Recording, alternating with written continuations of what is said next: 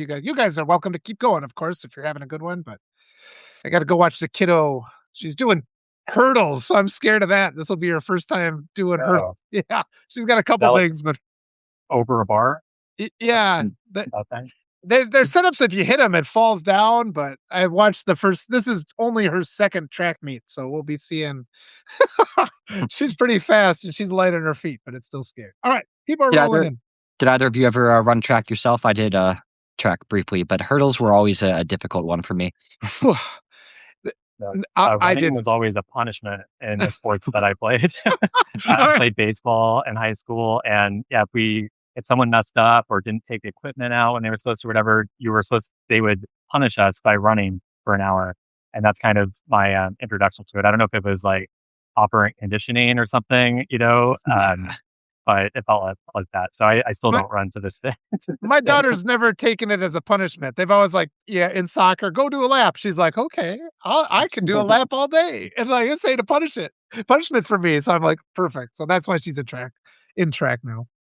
Yeah, when I try running as an adult, it's one of those things where I'm just like, damn, I am not in great shape. If you haven't run But for a while, it's like this is impossible. But my daughter's been having me do 5Ks with her now. Last year I could still keep her in sight, but these days I can't anymore. She beat me by I think it was only like 4 minutes over 5K. So I was actually feeling pretty good about that for being an old man, Oh, keeping up with the track girl at least. But she doesn't know how fast she can be. That's the only thing. Because every time I get close, she's just like, "Yeah, I got a whole other gear," and I'm like, "Yeah, use it." wow. I think that's good for a kid's self-esteem to beat their dad, honestly. Yeah. Well, I I know think my dad used to always like beat me at things. He would get really competitive and he would like, beat me at bowling or at running, just little sprints and stuff. And I was just like always let down by that a little. It wasn't encouraging. It was just more like, of course you win. Like you're bigger than me? well, there comes an So, age, and I think that's a big problem. Like a lot of men aren't doing competitions. Families just don't. We always would go and play with our kids all the time. And yeah, it's been my daughter was doing swim class or swimming team. And so it's like 2 hours every morning she's in there swimming. She's like, "Daddy, let's go to the Y." And she challenged me to a race and just kicked my ass. And I'm just like, "Oh my gosh." I'm sitting there trying to swim with her. And I'm like, "Okay, I'm glad that you made me come in here and see how you'd whip me because it's like I appreciate you more because you did that." But I think because a lot of these men in our society don't ever compete with their own kids, especially their daughters, they get this delusional idea about the power of their children because like my daughters have been on co-ed soccer teams and it's like this whole issue of and I guess we're getting into politics, but I'm just like when people are all mad about transgender athletes, it's like my daughters played on, co-ed teams. It's like bring them on. It's not like we're gonna beat anybody you put on the field against us, and it's just that aspect is never even part of the conversation. So yeah, more people should play games with their kids. So, anyway, segueing more Yeah, into I got us introduction for our no guests. politics. Today we've got Cory Gerlach on the show, who was previously on under the name Cory Vinny, and I was curious to talk to you a little bit about the name change. I briefly saw you write about that, and it was political, right? Because you'd been a little bit concerned to write under your real name when you were still living in the States. but it was actually while I was still somewhat aligned with my old job. And, just like I am old enough I've been around in these online circles where people were canceled or blacklisted for saying the wrong Yeah. thing online. Like when the war in Gaza, or war is a generous term for it, in my opinion, broke out. Like people were literally like, there were billionaires, hiring banners to go drive around in Boston to like blacklist people and shame them and shame employers into firing people and stuff like that. And I was really cowed by some of that stuff. And even though I never changed my face and I always put my face on, so it only took probably one more step to find out who I actually was, but I just felt more comfortable with this pseudonym. I mean, I'm not the first writer to Yep. have a pseudonym and feel more powerful in their pseudonym. Yeah. But I decided to really embrace my name and to become the full person that I am when I when I became fully independent. And that I've been out of my job now for 10 months, and there is just something really freeing about it. Where I'm still alive. People are are Yeah. I'm to be able to build my following online a little bit in that time, and I just have felt way more emboldened and just like empowered. I think to just Yeah. put my name behind the stuff that I say online, and yeah, it was actually a momentous transition, and I'm sure a lot of people listening or creators either have not done that or they have done that and they know what that's like, or they considered like what the repercussions of their Yeah. names being tied to all the stuff that they put out. But for me, I'm going full in. I'm 100%, and this is just part of that commitment. I think that Yeah, that process, everybody feels it. There's times when I'm nervous to hit publish on something, yeah, something I write. And so, yeah, and it's like whatever people have to do, the most important thing, yeah, if you have to write under a pseudonym, that's fine. Just do it bit by bit. That just is your instinct telling you I need to do something, right? And I'm doing it. I'll put these protections in place. And then you're like, okay, now I feel a little bit more comfortable. And those protections can come away a little bit more bit by bit. So I'm so happy that you're at that spot where you're able to write and feel more free. And I just kind of wanted to ask, now that you're 10 months into this journey, what would you say the biggest difference is? How would you feel the you of you today is different from the you from 10 months ago? oh, yeah, it's a big, Yeah, great that's a big question. question. And to folks that don't know my story, I ended up quitting my job back in June of 2025 to go live on a sailboat with my husband and our cat. And we have sailed now well over 4,000 miles in 4 countries. We taught ourselves how to sail. We taught ourselves how to thrive on the sailboat. We have a very small uh, and living quarters and very few amenities. We don't even have a working fridge, and there's like everything's manual on the boat. So it took a lot of adjustment to get to this point, and to be able to build the confidence to not only sail, not only thrive, but also to figure out how to sustain ourselves financially. Because the only way for us to really do this the way that we wanted to was to take the full leap, coming kind of full circle with even the name change, right? Like a full leap into this new life, whatever that meant for us. And so we did have a little bit of a financial runway to get started, about a year, worth of money where we felt comfortable investing into this new identity and this new adventure. And around January, February, I started to make enough money to support us and our frugal lifestyle just uh, with my computer and internet connection, which has been insane. And that so Yeah. I think you asked Walter, like, what's the biggest change? Like, I think there's just a sense of like, oh, this is my life if I want it to be, or as long as I want it to be. Nice. And it doesn't feel temporary. It just feels like a lifestyle that I've chosen, that I've built, that I've cultivated. And, I still have to, and I don't even look at this as like a have to. It's more like I'm still living very frugally. Like, I think we spent something like under $1,200 last month for both of us and our cat. So it's pretty, relatively affordable in that sense. You have to make a ton of money to support us, but we also are not living very fancy, but we also like it, and so that's something that Yes. we found too is like, the other sailors out there really are, it's a big spectrum in terms of some people are on $1 million boats. Yeah. They have electronic air fryers on their boats. They have full size fridges and freezers and all this kind of stuff, and water makers that convert ocean water into fresh water. We don't have any of that, but we like it. And I think that's also the crazy part. That frugal, I've been reflecting on that too, because we've got this cozy little house and it's small, but it's like as long as your house is filled with love and sincere, it's like nobody ever comes to the door miserable to go in. And I remember growing up, I like just don't want to be there, and it doesn't. So it's like I think Americans are conditioned to think if you have the amenities, that's what's Yeah. important. And it's like you can live in. I would be happy to live in absolute squalor if it was with somebody I cared about, and then it's like it doesn't take that much because if you got a small space, you keep it clean, and it's like this is cozy now, It's because we've had to completely redo this whole house over the years. And it's just something I wish people would change that mindset, thinking that because happiness, you can't buy happiness as a fact, but I guess it's really hard to get people to understand the reality of that. And I feel like the more amenities that you have on a place that you're living like that, the more that it actually just takes away from the actual experience of being there and experiencing it yourself. It's like sometimes like I go to Yeah. the festival every year and there are these people who just pull up in these colossal house sized trailers. And it's like You're just gonna be in your Is it? trailer half the time with your air conditioning, watching your TV anyway, so it's like, why even why even come? Yeah. Yeah, in sailing life, they call that like a condo on the water or Yeah. something, and, or a house on the water, McMansion on the water, whatever you wanna call it.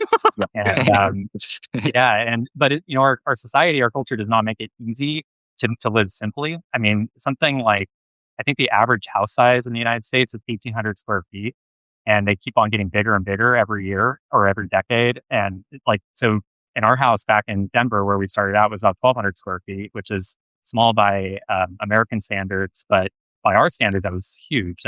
We lived on small apartments forever, and we'd always kind of uh, done things smaller and more simply in that way. But the temptation and the expectation in our society is to upgrade and to get bigger and to Yeah, buy more crap that you may or may not need, or you may want or may have wanted or thought you wanted, or someone told you you should want or whatever. And it's not easy to live simply. Like it wouldn't. There is nowhere in the country you can live and be and have all your needs taken care of. I don't think on like $1,200 a month for a couple, and that's a shame, because yeah, that like it's like but instead we have these crazy costs of living, and things only get more expensive, yeah, and it only gets harder as you get older, and you get like more health problems, and then yeah, things we could go into like some of the bigger societal and structural issues, but yeah, our society does not make it easy to be simple. It's to live simply. So we had to break away in order to do it.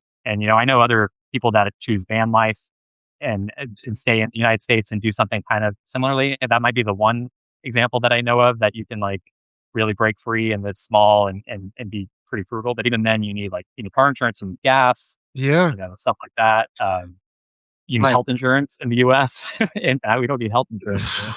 So the uh, yeah, the most memorable place that I slept throughout my time in Peru recently was this ramshackle hut in the middle of the Amazon with this completely tattered mosquito net. And you wake up each morning and the sound of birds is just Yeah, absurdly loud. And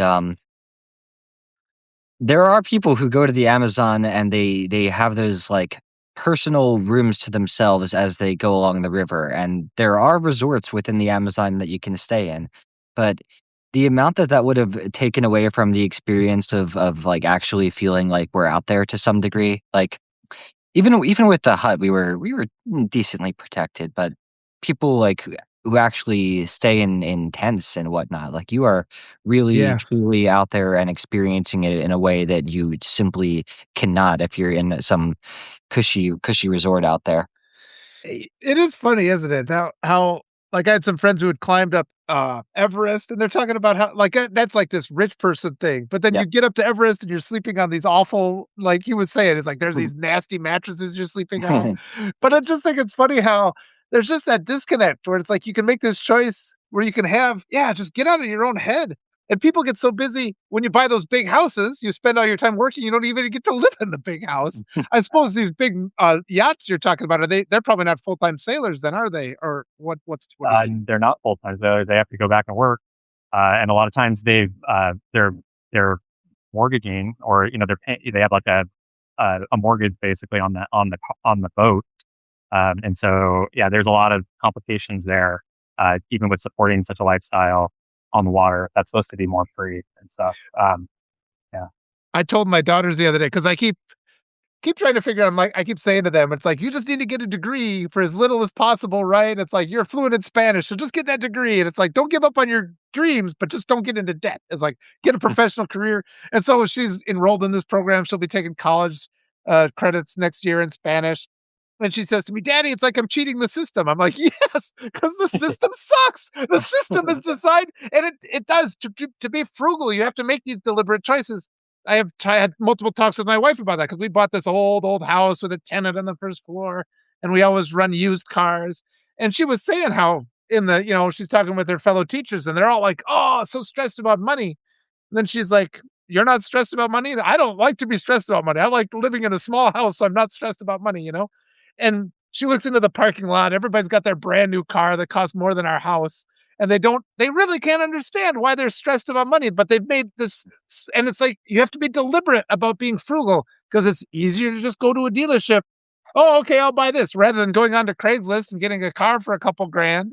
It's like people just don't even think about those things. They look at you like when I went and lived in Peru, people looked at me like I was strange too. And I'm just like, I can rent a room for $100 a month here Right. and I can listen to butterflies and I don't have to work that hard. Yeah, Yeah, it's that's one of the things that's hurt the most coming back. You could live so nicely for so cheaply, and especially coming to California so quickly after getting back to the country, the prices could not be more polar opposite of Yeah. what I was used to. It's $6 a gallon for gas out here, if not more. Everything that you buy in the in the grocery store costs a little bit more. I didn't realize quite how much it varied just within the states, but it's like, Yeah. yeah, 20% more than I'm used to for just about everything, even from over in Philly. Yeah, it's crazy. I'm definitely really grateful that I found something that does work for us because I know people like I'm in Guatemala right now. We just pulled in here on this Nice. weekend, and we're planning to stay in the Rio Dulce area. This is like really famous for sailors because there's so many great marinas that are in the jungle and they're really beautiful. And you have howler monkeys and you have those bugs that you're talking about, Ben. And it's really cool little town you can ding to and go get tacos for a taco dinner for Ah, under $2 and all that. yeah. An avocado is like 30 cents, and a mango is like 50 cents, and all that kind of stuff. And but it's something I try to keep in mind.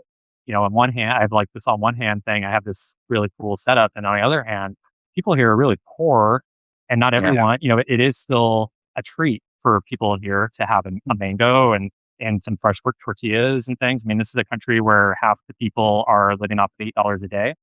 Yeah. And, so I keep that in perspective when I'm going places where I'm like, yeah, I have American money that is going further, and my American income, when I do make it, does go further.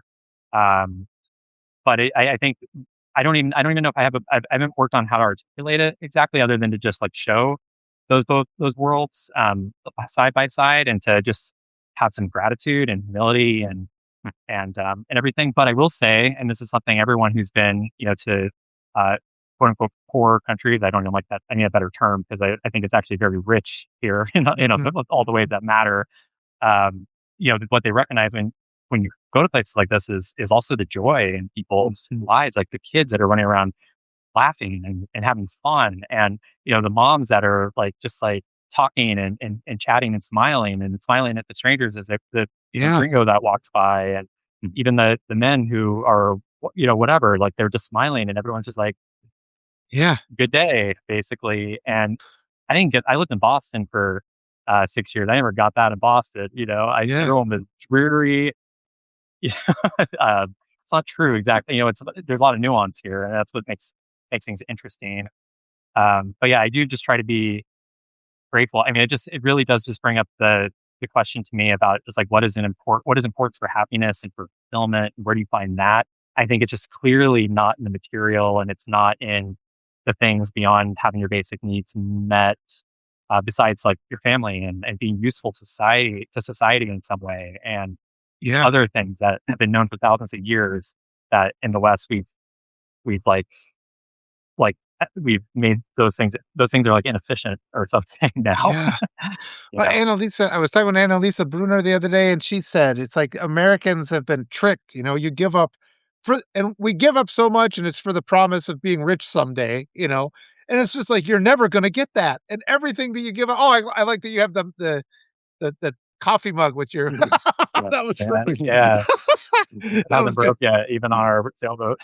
Oh, beautiful, the advertising. But, yeah, but we give up everything and we get nothing in return, and, like, Americans just don't realize it. But, yeah, in Peru, it's common for families to live together, until they get married and go live somewhere. It's like they don't kick their kids out of the house, and it's just sort of like you just see that affection. It's like they wouldn't even consider that, and that's, like, the expectation, and you wonder why kids have mental health issue. We always say it, "The mental health crisis. What are we gonna do about it? Nothing."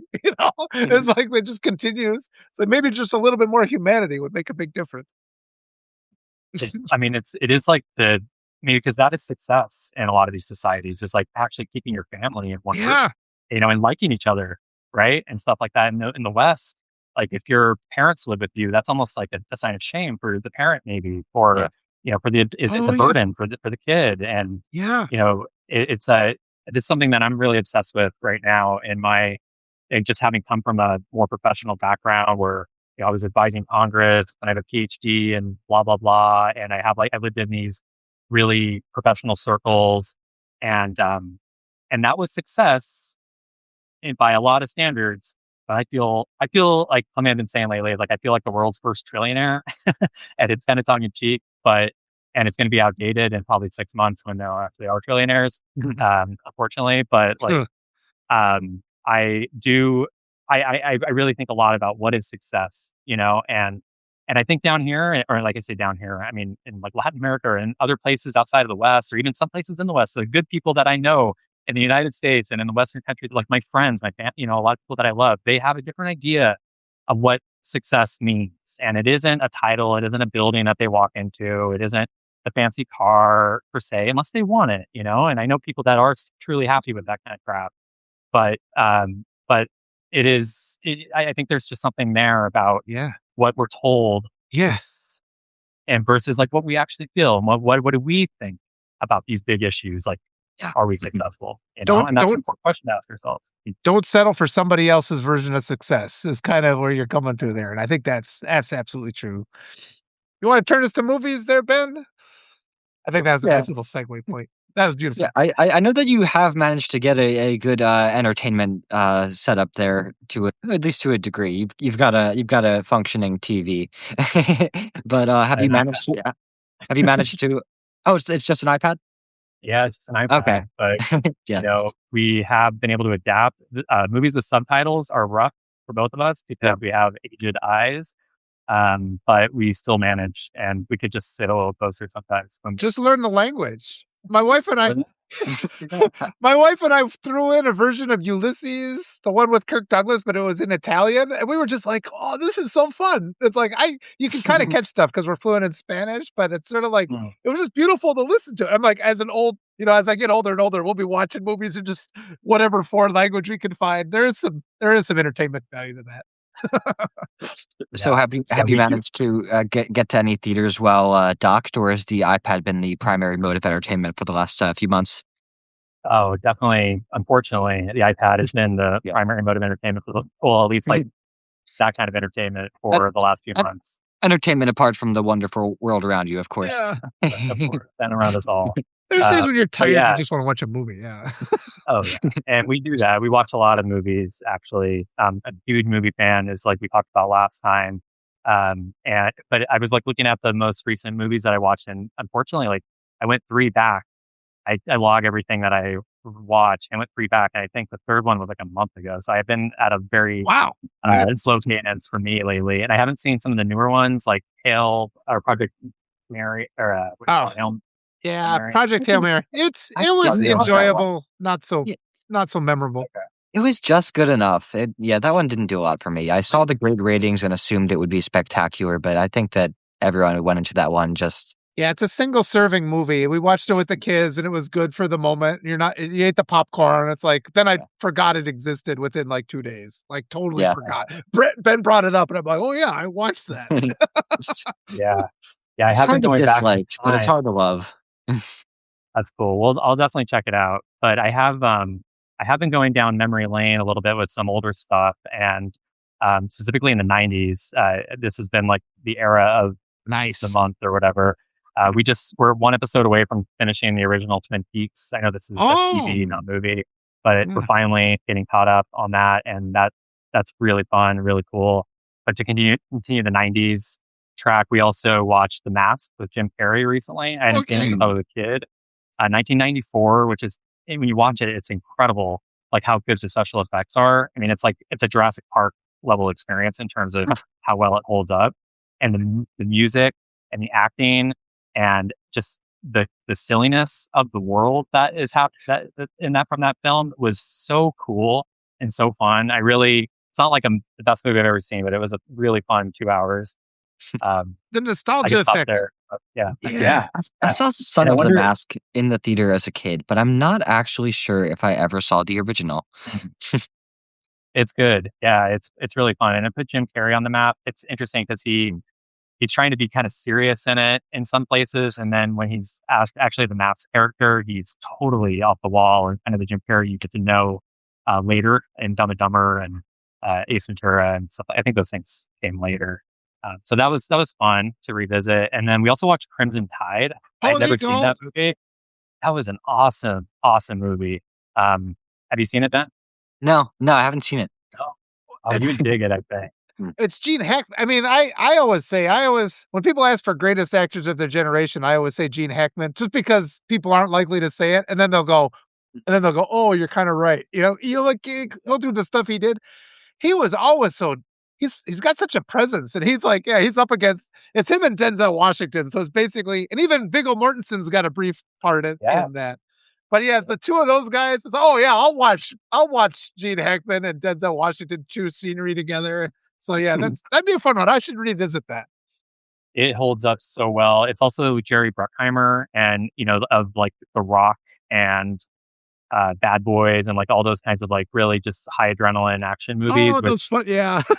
which they have a place. They have a time and a place in my heart and my mind, and but this was one so I'm like always actually in the mood for movies like this and somehow hadn't come across Crimson Tide yet. And so I'm so happy that I finally watched it. But it's like a really serious subject matter. I don't want Yeah, to give anything away, but it is about like, you know, a nuclear armed submarine and what could happen in a situation where people have to make really difficult calls under very limited information and have that kind of like apocalyptic power at their disposal. And then what happens to the dynamics on the ship and what yeah. happens, just some, I mean, there's probably like some Shakespearean corollaries here to people that are really like The literary. chain of They might be able command to find completely connection. Yeah, the chain of command completely breaks down and just they're left in chaos. I'm trying to think of a Shakespearean example that would come, I guess, I mean, Hamlet's basically about the structure of the society coming apart. But yeah, other than that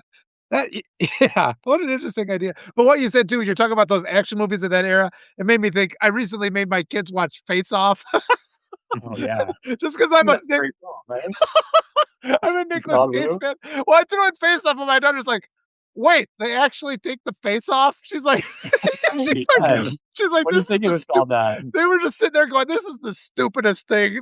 They were so mad at how dumb it was the whole time. And they're like, his body's a different shape, he's a different height, and it's just he's going through all the. It's like just go with it. It's like this is the '90s. It's Face Off. It's Nicolas Cage. So yeah, but now my kids, because there's this thing where he's always running his hands down their face like this. So we get face offed all the time. It's like, quit face offing me. My kids will come up to me and face off me. So that's the they were telling their friends about it at school, and they're like, that can't be a real movie. And it's like, oh yeah, they take his face off. That's why it's called that. I'm blanking. Did you ever see Breaking Bad in its entirety? I have. I have. Yeah. Okay. Yeah. So do you know about the Face Off episode? Oh, Or do you I recall? guess I don't remember. Tell us No, what happened in I don't Breaking think Bad. so. So it's the same as you mentioned, where you see the name of the episode and you just think, oh, it's a Face Off. I'm pretty sure the name of the episode is just Face Off, and it's a point in the show where things are getting really tense, and you think, oh, it's just a face off between two characters, but big spoiler for anybody who hasn't been watching the show. Seriously, if you haven't seen Breaking Bad, go ahead and watch it, and then come back to this. But They but take his face off, I right, guess is where we're getting yeah, to. That's my yes, guess. yeah. One of the characters very much loses his face in that face off. Oh man. That's awesome. I mean, Face Off is one of these movies, though. It's like it's so silly. The idea, the premise, as you mentioned, like yeah, John Travolta and Nick Cage being different heights for one thing, but the movie is done so earnestly that it just like you kind of just once you suspend the disbelief, like if you ever get there, which I think it does a good job at bringing you there, it's a really just cool, enjoyable film. And John Travolta's actually good for once. Yeah. And, I don't know, He's but got John Woo also. John Woo is the director, and he is incredible. the Like, pigeons. He always has pigeons oh in there. yeah, it's like, and that was his. He also did Broken Arrow with Christian Slater, Yeah, I think, yeah, and the right? second Mission Impossible movie, they got the pigeons in Like there. Mission Impossible, and some of his Hong Kong work also is incredible. Um, I'm Oh, there's a movie called Hard Boiled that if you haven't seen is fantastic. Also, just absolutely ridiculous. The cover is the main actor with holding a baby and wearing a police uniform, and that never really happens in the movie. But once you see why that is the cover or like the poster image for the film, you'll love it. Like it's It's just called Hard Boiled? hard boiled, yeah, and Okay. it's absolutely bonkers. It's like one of those movies where people shoot into the bad guys and everything blows up and there's sparklers all the place. So you only have to hit a car a few times and then it'll explode. Oh, And I like uh, those. Yeah. but it's so over the top and but just so enjoyable and so awesome. It's one of my favorite movies I saw last year, actually, even though it came out in the 90s. My favorite scene in Face Off is when Nicolas Cage has to explain the plot to his wife. He's like, "Then they took my and then somehow they killed everybody who knew about it." And it's just like I just crack when I watch that every time because he's trying so hard to make it like a convincing scene, but it's so ridiculous. My daughter, though, she was just like not having it. And she was just like, "No, Dad, this is awful. What the hell did you do this to us for?" I think which makes me Yeah, happier. respect to your daughter, honestly. I'm not gonna argue with that. It's like a dad joke, me showing them Face Off, and they're like, "God damn it!" I made him watch V the other day, the old V series. You remember that from the '80s with Mark Singer? Oh. The Visitors, where it's based on It Can't Happen Here, where they come and they're like promising to help with technology, and then they're lizards. Spoiler. Oh, I didn't I heard of it. I threw that movie in the first scene, they're, like, in Guatemala or somewhere, and then my daughter's like, "Why are we watching this?" And then he, like, gets away, and there's, like, an alien spaceship. She's like, "Now I know why we're watching this." So they know what I stick them with all the time. It makes me laugh. Yeah. Someone just asked if we'd ever seen uh, Better Call Saul. Is that I one that actually haven't has seen it. I eluded would you? like to. Yeah. It's it, it makes Odenkirk. me it makes me a little bit sad sometimes how many of the people who loved Breaking Bad have never gotten around to watching what I would consider to be even better in almost every way. He's He- good, Odenkirk. Everything he's in is so yeah, great. Yeah. Bob Odenkirk has really become one of my favorite actors. He's good in serious roles, action roles, funny roles. Yeah, he's really a great guy, and he's a great writer too. Yeah. He wrote the See, Van Down by the River I sketch, I heard. I I Oh, haven't really? seen Yeah, it Adam yet, but Sandler or the Chris Farley one? Yeah, yeah, yeah. Apparently he wrote that, yeah. I I haven't seen it yet, but apparently him and David Cross did a documentary type thing where they climbed to Machu Picchu actually. Oh, Yeah, nice, and nice. yeah, I'm curious Yeah. to having just done that myself. I'm be pretty curious to watch that one. Oh, Right. Yeah, I've seen the first 2 seasons of Better Call Saul, and just it didn't have the same staying power for me as Breaking Bad, and I have heard the same as you said, Ben, that people said it's better in a lot of ways, but for some reason it didn't have the same, like Yeah.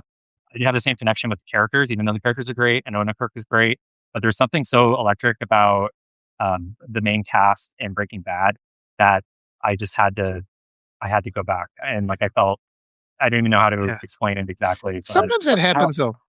And sometimes if you revisit it though, it's like, okay, I'll take this on because sometimes it's too much on the merits of the previous one, and then it's like you give it some time. I've had that happen before with really strong negative reactions to something where like shut it off and then come back and watch it again, and it's like, oh, I was ready for it on its own terms now. Now I see. So there's that. how I think of the difference is that Better Call Saul is a slightly less exciting story, but significantly better told, and Breaking Bad is a more exciting story, but less perfectly told. Uh, And it's hard to talk about Breaking Bad that way because it is so revered in so many people's eyes. But there are those moments that there are tiny little holes and things that just don't make total sense and feel a little bit convenient. And I think Better Call Saul is a more perfect show all around, even if hmm, it's like you said, I think a lot of people do get put off by those first couple seasons because it really does take a little bit while to they start do. picking up Yeah. momentum. But by season 3 or season 4, it's like, holy hell, where is Yeah. this going? It's impressive that they were able to pull that off too with a show that already felt as complete as Breaking Bad. They were able to expand the universe and create these areas where you still really do wonder what's coming next. Mhm. Mhm. I Vince or Courtney just mentioned the X-Files too in the chat. I'd had my kids watch a couple of the X-Files, and it was just sort of like what we realized is the X-Files is, like, actually secondary to the fact that Scully just kinda wants to have a regular boyfriend. It's like it was kinda weird watching it again. It's just like, yeah, all this and he's, like, doing weird stuff, and she's just like, "Mulder, would you just be like a normal, like, boyfriend?" I don't know. My kids kinda picked up on that right away. Like, the sexual tension is really the best part of that show. I don't know. Well, That was funny. what's the connection between X-Files and Breaking Bad? I think that Vince Gilligan is was his break who I that forget who that's Vince right. Gilligan is. Yeah. Yeah, yeah. One of the minds behind Breaking Bad, or one of the big actors in, was discovered through X-Files, I believe, but I'm blanking here precisely.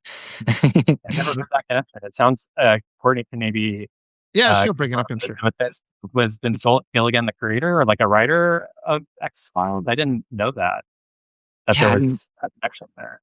Yeah. yeah, I'm blanking specifically now. It's on the tip of my tongue, but Yeah. yeah, But it's what you said, Ben, about Better Call Saul taking 2 seasons to really get into it, that's a big pet peeve of mine. This Oh, is okay. someone who really values his time to, like, for the audacity and the arrogance of of like a of a show or a movie or whatever you wanna call it to require, what, 22 hours of Yeah. your life Well, they before yeah. it starts to get good? It's like But you or did like before Game it of starts to get Thrones, right? I didn't watch actually no, I didn't watch Game of Oh, Thrones, Oh, no? Okay. really. I should, but I've watched, most of the 1st season. We tried to actually Yeah. we Yeah. tried to watch the 1st season, and it didn't really click, and then we revisited it, like, a year later from the beginning, and again, just didn't weren't drawn into it, but I have a very, um I have a better relationship with movies, I think partly because there are these, like, discrete objects that at least a lot yeah. Yeah. of movies, Very some self-contained. these days are on 7 sequels or whatever. But yeah, the self-contained nature of it and the fact that you can have a beginning, middle, and end in 2 hours, 90 minutes is even my preference because of just like the elegance there of being able to take you Yeah. on such a ride and transport you into this new world in such an efficient manner. But it's not even just about the efficiency; it's also something about the magic there.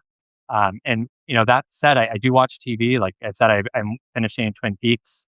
That's taken a lot, like pretty long. But yeah, the investment in time and Yeah, the yeah. pace and, it's just a little bit more of a challenge for me. I don't know if I feel like I'm in the small minority of people that have that challenge, but maybe everyone can conceptually at least understand that. I Do you think it's a recurrent theme with those shows that are so slow building that they ultimately become more rewarding? But you're not wrong to have that frustration because our time here on Earth is limited, and watching 10, 20 hours of a show just for it to start picking up can sometimes be a little frustrating.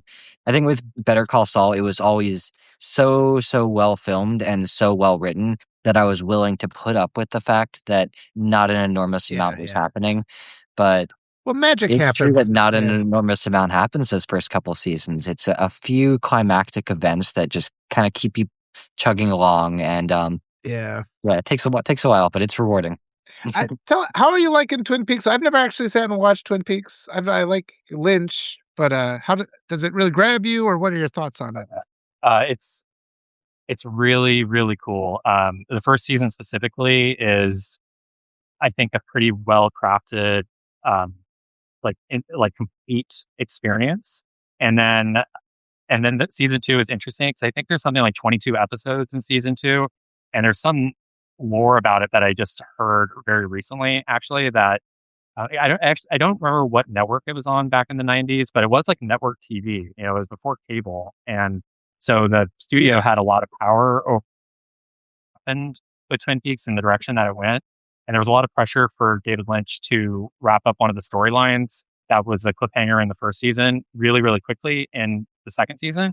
And he was really upset by that and left the second season for 10 Okay. or 15 episodes. And then, and it's interesting because you can kind of tell that there is like, the pacing difference in the second season where not a lot happens and there's a lot of like side quests and different characters that are introduced that don't really have a lot of significance to like the main plot that gets wrapped up at the end of season 2, but it's still just such a like such an incredible experience and Mhm. so interesting and so captivating that you can forgive it. And I think that might be what is happening, and even what you're talking about, Ben, with Better Call Saul, where it's like, yeah, it's slow, but that's not really like slow is good actually. Slow is not Yeah. a problem if you're invested and you're having an incredible time. And that's kind of how I feel about Twin Peaks season 2. Like some of the music that happens, like the scores are just so incredible that every time they start, I'm just like, okay, just like I'm good. Like for 45, like Yeah. just 45 minutes, this is all I want right now, you know? And regardless of whether the story is just absolutely ridiculous in some episodes or, it doesn't actually like become relevant at all later or whatever, it doesn't matter because it's just such an incredible, um, weird, eerie experience. And I highly recommend it to people just as like a cultural, um, experience. Touchstone. I had an interesting experience recently, seeing the first few episodes of Twin Peaks, in theaters, actually. It was a local movie theater that was, playing I think it was just episodes 1 through 3, in theaters, but, one of the most interesting things about it, for me, was that it just felt so strange to watch something that was designed for weekly watching on TV in a theatrical setting, Oh, yeah. and the even while I enjoyed it and liked the atmosphere and liked the music and a lot of the buildup, I was just, like, so caught up by the fact that it just the pacing felt so strange, and we walked out of theaters so ungratified because things are still, like, just picking up and you don't get any real conclusion or Yeah. anything, it's just like, "Okay, Uh, now I was wait for gonna part 2." is David Lynch a composer, or is he get it from somewhere? Because I always like the directors that are also composers, whether I it's think Big he's a Little. composer, Okay. actually, but he clearly has some influence. I mean, directors usually have some, direction for the composers, and so there is something Lynchian about the I score wonder if he's got a for someone in musical the some sort of a musical back. I mean, there's guys like John Carpenter who makes his own score, and yeah, Robert Rodriguez is that way too. And it's like not like they're great composers, but it's like really effective music. yeah. Like in this Carpenter keeps. specifically is just is like unmistakable Carpenter. Yeah, Mhm. Lynch is actually like a fine artist. There's an amazing documentary about him that was made maybe in 2017 or so. It was a few years before he died, and I highly recommend it because takes you a little bit into his world and what he's like.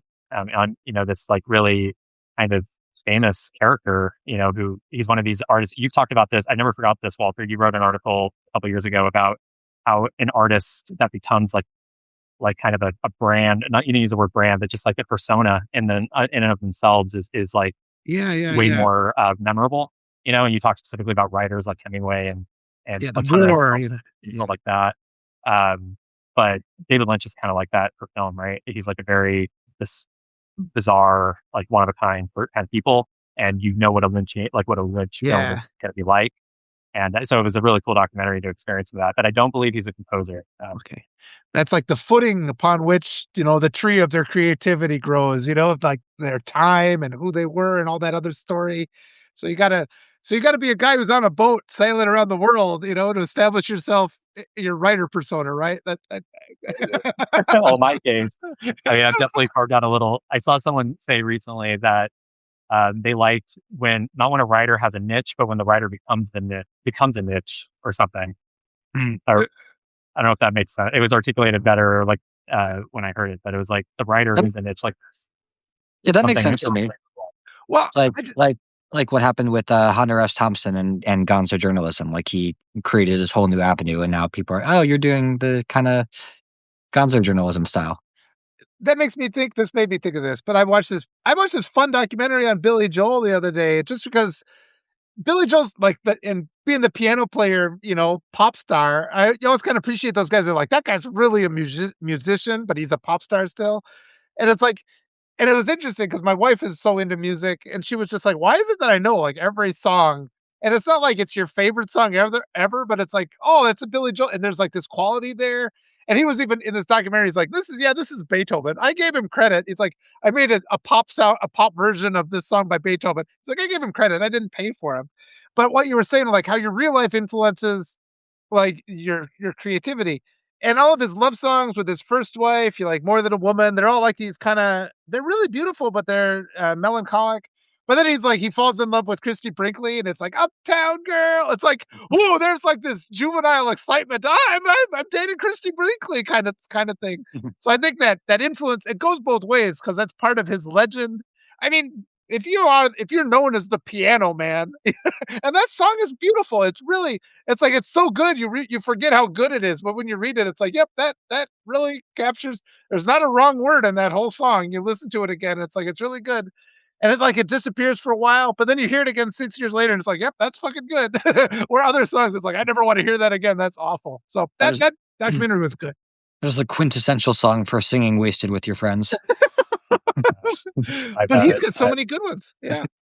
Yeah, the live version of Piano Man film, or I guess recorded in New York City. It's somewhere on Spotify for those who want to look it up. Is one of my banger. It's like on my top 100 songs of all time. It's so cool because there's he actually turns over the song to the audience a lot of Oh times, yeah. Yeah. and so they're calling for the Piano Man, and play a song the Piano Man, or whatever, Yeah. however it goes. And it's the audience doing it. And I just like, there's just so much you can feel the joy of Billy Joel's, Yeah. you Yeah. know, demeanor when he's singing that, because can you imagine singing a song where like he has like Madison Square Garden sold out and these 50,000 people know a thing that he wrote. And there's just so much electricity in And that recording. I I put it on kind of hoping I put it on and I kept hoping to grab the attention of my daughter because she's a piano player and she'll be watching she was the one who pointed out that the music in Gladiator was the same as the music of Pirates of the Caribbean. She's like, this is the same score. Why is that? She Wow. was getting all mad. And, and go listen to it. It's the same thing. Mhm. But I was hoping that she would like watch Billy Joel and be kind of inspired because he's been saying in the documentary he's talking about how when he was learning piano he didn't want to read the notes, so he was just like, play something that kind of sounds like Bach or whatever. And his mom would be, oh, what's that? He's like, it's Bach, And then like the next day, he's like, I couldn't remember what I played, so he's like playing something else that sounds like Bach. She's like, that doesn't sound the same. He's like, well, that's the second movement. But I want to give my daughter permission to be like a rock and roll piano player because she's been, taking these, and she's really diligent about everything she does. But at some point you go from being the student to like this is your thing, and it's like go ahead and do something that's considered wrong. Play those notes. But she didn't really get ever grabbed by the movie, so I'll have to try again. I discovered the song Piano Man around the same time that I discovered the song Tambourine Man, and Oh yeah, those two songs have always been in a quiet war with one another in my eyes. They're I'd rather be the piano man. The tambourine man, he's limited. Right. yeah. The Piano Man has a better life. The Tambourine Man is the more lyrical song. That's funny. Limited amounts that he could do. Ugh. I watched the other one I watched this week was The Matador. I haven't watched that in a while. It's kind of like this late in his career Pierce Brosnan movie. It's pretty good. It mainly I watched it for nostalgic reasons. I remember going to it at the theater with my wife. But it's the one where Greg Kinnear he's in Mexico and he just happens to meet this assassin at the bar who's down on his luck. He's having a nervous breakdown. And there's a really great scene where the guy confesses that he's an assassin. He takes him to the bullfights. Have you seen this? Have you seen this movie? No, I He take haven't. I don't think it's on my radar. it's a good like Pierce Brosnan. Like after James Bond, Pierce Brosnan actually became a pretty good actor. He was always kind of lacking a little bit, but his movies since then have been really good. And The Matador is a really good one. He takes Greg Kinnear to the bullfighting ring, and he's just like, "There's a difference between a death that's done well and one that's not." He's like, Greg Kinnear's like, "What?" He's like, "Oh, there's a difference. I know." So then he admits that he's an assassin. He's like, "Okay, say I want to kill that guy." And so he's like, okay. And so then he walks him through how he would assassinate the guy. But as he's walking him through it, like Pierce Brosnan, it seems like he's like getting into it, like he's actually going to kill him. And so it's like the tension. He's like, okay, this is going to stop. I've seen enough. And so that moment builds.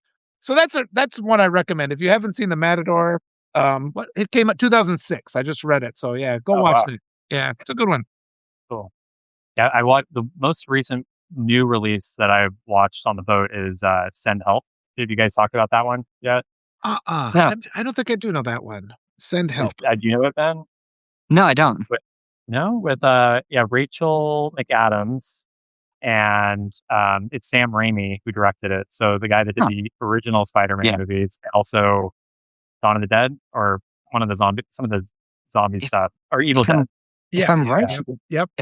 if I'm right, he also did one of the recent Doctor Strange movies. I believe it was. Yeah, yeah, he did actually. I don't remember He's good, seeing yeah. the full thing, but yeah, he's a very talk about like specific or one of a kind of directors. Yeah, yeah. You can just watch a Sam Raimi movie and know it's Sam Raimi, even though I hadn't seen Yeah. a Sam Raimi movie in maybe 15 years or something. But it was fun. I thought it had a lot of social commentary, and some of the visual effects I thought were a little heavy-handed. Like I'm a big fan of practical effects more so than visual. And Sam Raimi used to, or computer effects, but Sam Raimi used to do those practical effects really well back in the 80s. Yeah. So it was a little bit of a shame in my opinion. I think there's some missed opportunities, but Rachel McAdams is incredible in it. Like Yeah, I think if it was a slightly better written performance, like she might even be in like an award-winning kind of conversation because she was just so good. But yeah, I recommend it. It was pretty fun. I'm regrettably, I have to jump off. I have to go to my track meet, but Cory, it's such a delight to see you. It's been too long, and I just am so glad to see your happy, You friendly too, face Walter. again. You too, Walter. And let's do it again, or let's talk again sometime soon. And good luck to your daughter. Oh, I hope thanks. you can call her a second time. Oh, I just hope she gets through, but she's ferocious competitor, so I love that. And Ben, it's always so great to have these talks. You guys keep going though. You guys are just getting warmed up, so I'll drop off. But thanks to everybody in the chat. Yeah, wishing your daughter the best. Thank you, Ben. All right, see you. Yeah, it's what was I about to say? Yeah, I'm always surprised at just how many movies I still haven't seen. A lot of I mean, it's silly to say it because there are a million and one movies out there, but I do kind of pride myself as someone who's like decently up to date on movies, and so often people, oh, you seen this, you seen this, and before 19 or even 2000, my knowledge is just so limited. It's so hard. I mean, it is like a life's work to be able to see like all the movies that you would want Yep. to see in one's life. I actually am such a movie nerd and like movie fanatic or whatever you want to call it that I sometimes get jealous of like older movie fans, like people that are in their 70s that are really into movies because they have 40 years or Yeah. whatever more time watching movies than I have, and they're just it seems like an impossibility to be able to see the level of films that I want to, but Yeah. doesn't mean I won't die trying. And I actually, it's like, I don't know, sometimes when I'll see a trailer for a new movie that gets exciting, or that looks exciting, I get so much joy from that and just think like, dude, this is like such a reason for hope and optimism and just like looking forward to the future, and Yeah. everything else Yeah. is bleak. Like at least there's this that is like awesome and interesting and exciting. And unfortunately, those, I mean, I guess, maybe the last 10 years, I've heard people talk about it, how it's, maybe it's been occurring forever where people talk about it's the decline of cinema or, peak cinema is like way gone or, all Yeah. the studios, uh, combining and all the sequels and all these different market incentives and things are going to really affect the quality of film.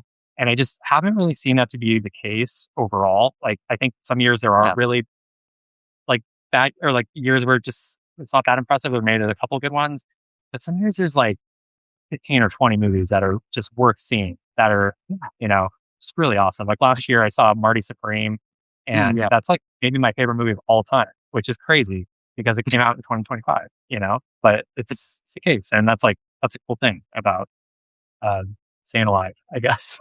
I feel like so many people like to be contrarians, or that it's just popular to say, "Oh, movies are in a bad state right now." But I'm the exact same way. Like I oftentimes feel like we're in a golden age of cinema, especially when I look at like horror. Especially, I feel like that's one of the genres that is like just beginning to find its footing in 2025, 2026. Really, Marty Supreme was incredible. I saw that in theaters as well, and that just beginning to end, that movie never stopped. It never gave you a chance to catch your breath. I uh what was the name of that movie that came out last year around the same time? One Battle After Another.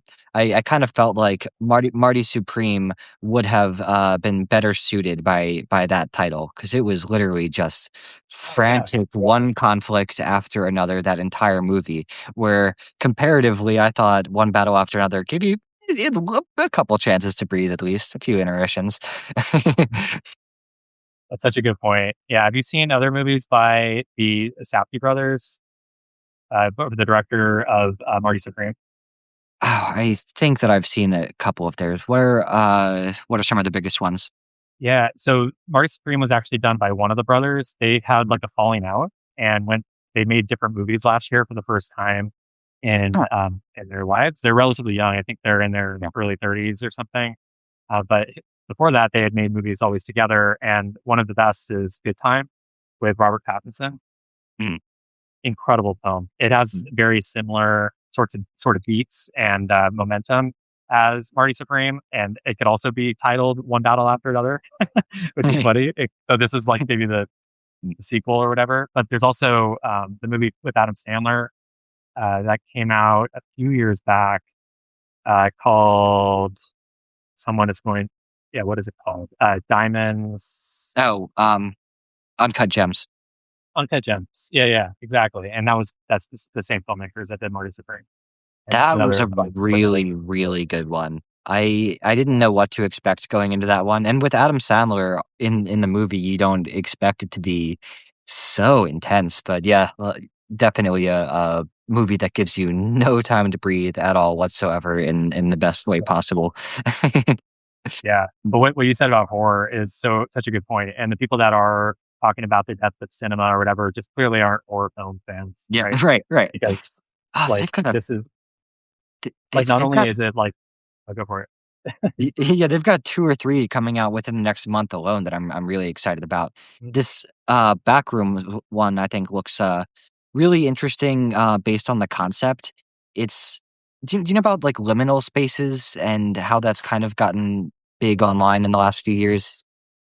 I mean, not a ton. I've heard the name thrown Yeah. around, but sometimes sarcastically, and I'm not really even sure what the serious definition of it is. It it does seem to be, a younger skewing appeal, not that we're terribly different in Mhm. age, but, I whenever I bring this up to, anyone who's not, Gen Z or younger, they're not too sure what I'm talking about. So this does seem to be, Mhm. a new thing getting big, but it's probably best for anyone who's curious to watch a video or 2 of it themselves or a compilation.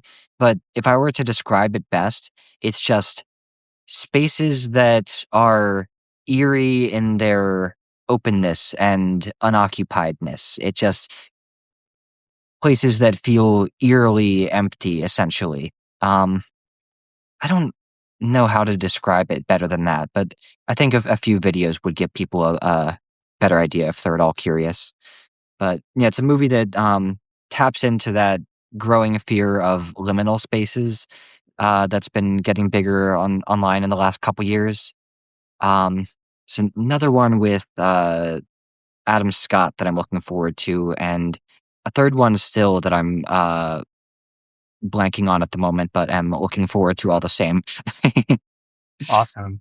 You know, one of the things about the horror genre too, I think that's so cool is that there's like still some economic incentive to be original, which is Yeah. really cool, Yeah, right? yeah, Because yeah. like of course horror films are famous for having like sequel number 9 and 11 and all that kind of stuff, right? And they always get worse in quality. And I know Scream 7 just came out. I actually called it good after Scream 6, so I haven't seen that one. But and so there is that incentive also to just make sequels of franchises that were good at one time. But there's the originality, the incentive for originality in the horror genre is so cool because like these movies aren't really expensive to make for some reason. I'm not exactly sure why. This would be interesting to study a little bit, but a lot of these horror films, these A24 um, films are like 15 million, $20 million to make, which, by movie standards is very low budget and they make like 50, 60. And that seems to be okay with the studio to have a 2 to 3 fold return, which is kind of cool Yeah. because other studios like Disney would never accept that. They would never put 20 million or 30 million on the line to make that kind of return. They're interested in putting 200 million on the line and making $2 billion, and that's it. So these kinds of like the market consolidation and those kinds of business incentives are just really unfortunate. But in the horror book genre, it seems to have worked. And so it's really cool and exciting. And like, I don't know, do you feel like you're still getting your like enough originality and like pushing boundaries? It sounds like you are, and that's what you're getting excited about. Like, there's stuff in that genre. Sorry, I missed the last sentence there. A car just drove Oh, by. oh yeah. Just do you feel like you're getting enough like originality in that as a big horror film Oh yeah, fan? absolutely. Like, Yeah, and there's enough I, like innovation in there. I feel like 2015 or so marked a really new and distinct path for the horror genre with a couple of movies. Jordan Peele and Ari Aster, I think, are most singularly responsible for this. But ever since then, I think so many directors have seen the success of these just incredibly original and terrifying movies and realized that they can't just keep doing the same thing over and over. But throughout my early life, I felt like horror was just a horribly formulaic genre, and every movie was just cookie cutter copy and paste of the same exact thing, the same jump scares. It was like just every horror movie that I saw, it was just the same thing over and over. Yeah, yeah, I But agree. yeah, we And can there really were these, talk on. yeah, there were like these set genres like vampire film, slasher film, Yeah, paranormal film. I don't know. There's probably like two others or something, right? Zombie film, yeah, things like that, right? Now it's like harder to put things into a category, I think, which is kind of cool. so Yeah, I'm excited to see more of that. My husband, unfortunately, doesn't like horror films uh, very much, yeah. and so it's not our go-to. And so I'm probably going to be a little bit behind, and so I need to prioritize those a little bit more deliberately. Yeah. Fortunately, Yeah. Horror movies are definitely fun to watch with other people. It's a shame that he's not as big a horror guy. But any final notes about travel or the journeys ahead that you want to end on? just that it's been a really cool road. I really like how I just writing on Substack and things like that has been really, really fun and a great creative outlet the last year plus. And I'm looking forward to everything that comes next, I think, because we're planning to be in one place for the first time in 10 months. We're planning to be in the Rio Dolce area in Guatemala for a few months, maybe even longer. And so it'll give me a little bit of a chance to dig into some writing that I'm more excited about, actually, instead of just talking about my travels or the sailing adventures. I'm digging more into ideas that I want that require some research, which is Yeah. like actually one of my strong points back in my old professional career is being able to do some research and writing around that. So I was actually thinking about an article I'm working on when we were talking at the beginning is something about like convenience culture and like how convenience has kind of affected um, our joy and like most of like our economy and as individuals we tend to really strive for the most convenient and easiest thing in our lives when really there's a lot of meaning in being able to overcome struggle and challenges to get what we want, to get what we need, and stuff like that. So there's a lot of actual like intellectual thought about convenience and how it's affected our society and things like that. So I'm working on an article right now about that and just how I could tie it to what I've learned throughout my life. But even over the last 10 months sailing on a frugal existence. So I'm excited for that kind of stuff to just dig into more like philosophical and maybe contemporary issues and things that maybe are a little bit more accessible for people not necessarily into sailing or adventure, but other sorts of things. I feel like as wonderful as airplanes are, they have this weird way of just being problematically convenient for people. Like I can't help but feeling like it shouldn't be so easy to just wake up on another side of the globe. And something I admire so much about the sailboat journey is that you really, really do get to see all the places in between, and all the new countries that you land on are places that you have just completely earned yourself and seen all the changing culture and geography in between. And that's something that people really do miss out on in airplanes. It's like it's so vertigo inducing to just be in this part of the world today and then one plane ride later, okay, I'm arriving in Philly again. Hi, everyone. Yeah, your last article was about that, which was really, Yep. or one of your last ones that read, and I think it's so true. But it's also there's this nuance, and I don't want to live in the world of nuance to the point where we don't like have opinions and stuff like that. But it's interesting because if you had to sail everywhere, you would never get anywhere. I mean, a lot of people don't realize how slow a sailboat is. Yeah. Like our sailboat goes like maybe 5 miles an hour, and like 5 knots is about 5, 6 miles an hour. And that is like, that's like a fast trip. And you're going 20, like when you're going across oceans, it's 24 hours that you're going. So Yeah. you're making over 100 miles a day. You can go far over time. But the fact that like you can just wake up in Australia or something is incredible. I mean, you can like conceivably go to 50 countries in a lifetime, or at least like 20, without Yeah. too much effort. And that's a pretty cool thing that the world's gotten smaller in that way. Yeah. But yeah, I agree. There is something about this like earned nature of it, in a way that it doesn't feel like, even though you earn the money to buy the airplane ticket or whatever, it's not the same. You didn't like build the plane or anything. Yeah, I'm so far from wishing that airplanes didn't exist because, man, truthfully, I am in awe of airplanes, and I'm glued to my window whenever I'm in one.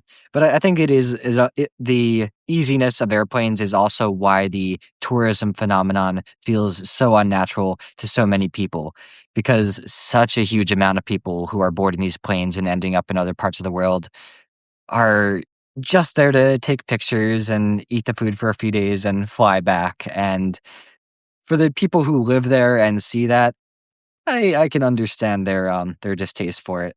But at the end of the But day, it is incredible that we've democratized the world in this way, and you can just yeah, it's a mixed but bag. but that's also the importance of getting off the beaten path. I think Yeah. because like I've never been to Rome, for instance. I feel like I've already been there because I've seen. I mean, I know someone that has been to Rome will tell me like, "Oh, you gotta go to Rome," and I will go to Rome at some point. But like, there are those kinds of places where I feel like I've already been there because I've already seen the pictures of everything, and I've talked to 300 people that have been, and again, not to to like talk crap about Rome or people that have been there, but there is something really more special about going somewhere that is off the beaten path. And I know as someone like you that has been off the beaten path, so to speak, you probably experienced this, but it does feel more earned in certain ways because you know that like there aren't sidewalks in the places you're going and stuff all the time. And even, like the travel advice is spotty at best, and there's no consensus on exactly what to do, or you have to kind of figure it out yourself. And there is a little bit, it does require a little bit more of an intrepid nature. And you do come home with something when you do that. You come home with something different, like some sort of resilience and some sort of confidence that you may not have had if you went somewhere like London, which I love London, or, somewhere else that is like a little bit easier. And so, yeah, I think like there's like, even if you're not sailing to a place, even just flying to a place that is a little bit less discovered or a little bit less explored, can have a really cool effect. It's like it's scratching similar itches, I think. Yeah, people always jump right to the biggest tourist attractions when planning trips and just thinking about the general experience of life in other places. But always, always, always the most memorable experiences that I have when going to another country are those off the beaten path moments when you don't feel like a tourist and or you feel especially like a tourist in some ways, I guess, because you are surrounded by locals and are one of the most lost people around you. It's a little bit too reassuring sometimes when you know that there are a lot of other equally lost tourists nearby to turn to for advice or to commiserate. But sometimes when it really is just you out there versus a totally unfamiliar environment where people don't speak your language, it is wonderfully challenging, and those challenges make for the most memorable experiences. 100%. I think you hit on something so important is like the most memorable experiences and maybe even the most meaning is when there's a struggle or a challenge even that you have to kind of overcome. And I think, you'd have to be a little bit of crazy or masochistic to just seek struggle or challenge for the sake of it. And I don't try to do that or argue that, but there is something like some amount of it that really does increase joy on the other end. The fact that like we just sailed from Jamaica to Guatemala. It was 800 miles. We had never been at sea that long. Our previous record was 5 nights, and we had had some crazy shit happen during that 5 nights when we were sailing in the northeastern United States offshore for the first time. We had a sail that tore. We had just insane waves that were towering above the sailboat and just boggling our minds that they can like pass under you and not capsize you, and just like these crazy experiences that were just otherworldly um, to to have. And we didn't know what would happen at 8 nights at sea. Because like the best weather forecasts are good for maybe 5 night days, but beyond 5 days, it's kind of hard to know exactly what'll happen. And so you're kind of betting on historic trends or historical, uh, uh, um, you know, trends for that month, for instance. But we know we live in a changing climate and crazy things can happen, right? Uh, and so we were scared to death, like at one point, going out for 8 days in the ocean and being like, at one point, I think we were 500 miles away from land. It wasn't like thousands, like if you're crossing the Pacific or something, but it was still a lot for us. But man, it is like the coolest thing ever. I mean, it's like one of the top 5 coolest things I've ever done because it was hard and because it required some struggle to get there and all that. And it actually was a fine sail. Like we had no problems. Nothing broke. There was no crazy weather. We had no thunderstorms. The wind was all manageable. And so there's that part of the story too, where you do the thing that you're worried about and you think you're not going to be able to do it, or you wonder, are you going to be able to rise to the occasion? And then you do, or you realize that you like overplan, which is also fine. And and you get where you wanted to go. And like, that's one of the coolest things. But I think some of that you don't have to be on a sailboat to do that. You don't have to like, get on an airplane maybe. I think we can all like have those moments in our normal life, even where we like struggle and challenge is where we find meaning. It's where we find growth. And also why I like obscure art, also like obscure movies. Like it's like the full circle, movies that are a struggle to understand. But A, a quote I heard again recently that had come up a few times over the years and never really quite struck me in this same way. I'm going to paraphrase it slightly. The comfort zone is lovely, but nothing ever grows there. And that is exactly how it feels sometimes. Like it's so easy to get comfortable in our cushy lives and with our luxuries, and it's not really a way to grow as a human being. Those moments of adversity feel strange to seek out, but man, that is really where the growth happens sometimes. well, and some people would say maybe like that, maybe the growth isn't that important because they're so comfy that like they're not really concerned about needing that growth, maybe, or they're just enjoying it, and that's fine. Like I know, like for instance, my parents might say that, where they stay within like a pretty small radius. 95% of the time they're retired, and they hear what I'm doing on the ocean and they think I'm crazy. And they told me that they know themselves well enough to know they don't need that kind of struggle or whatever, and their comfort zone is fine and whatever. But for the rest of us that don't have like a stable pension and whatever, I think the importance of that growth actually is being able to have some sort of resilience to be able to handle this changing world that we're living in. And that's actually Also, one of the things that motivated us so much to go and do this now. Even though we don't have $1 million in the bank, we don't have like some passive income that is like supporting us. We don't have like any golden parachute, if like to go back to or anything. But we knew that in this changing world, that like gaining some like skills of resilience, which it is a skill that you build, that would be potentially valuable yeah. to be able to build that. And like what you said, where you get out of the comfort zone and you have some growth, and that could pay dividends later, um, could be really important. And I watch the news and the horrors of what's happening around the world with as much pain as anybody and fear, and things like that. But I think having done this experience, I know I do have more confidence, I think, deep down. I'm just like, okay, I think I can like I know I'll be okay. I trust that I'll be okay. I don't know about everyone else. That's what pains me. But I think like I don't know. I know I'm getting off on a little bit of a tangent, but like the growth has been helpful to even like increase some level of optimism, Yep. which is kind of interesting.